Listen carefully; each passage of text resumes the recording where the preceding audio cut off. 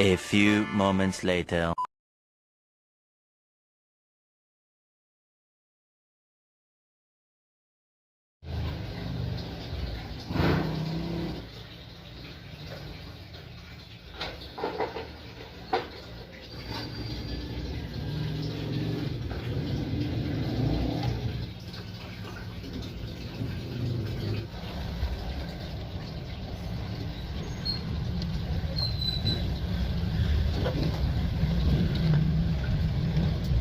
A few moments later.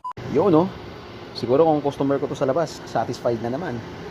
Kasi kung sa tingin ko lang, kung iba ang gagawa, malamang malaki ang sira. Kasi sa itsura pa lang nito noon, medyo talagang ano na siya,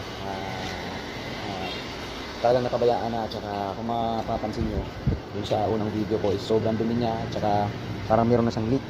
So far, okay naman. So titingnan natin sa mga susunod na araw kung good pa rin pa siya. Okay, so sayang kung nagagasgas lang doon. Wala yan noon eh. Kaso nakatambak to doon sa gilid ng bodega eh. Pero tingnan mo, gumagana pala.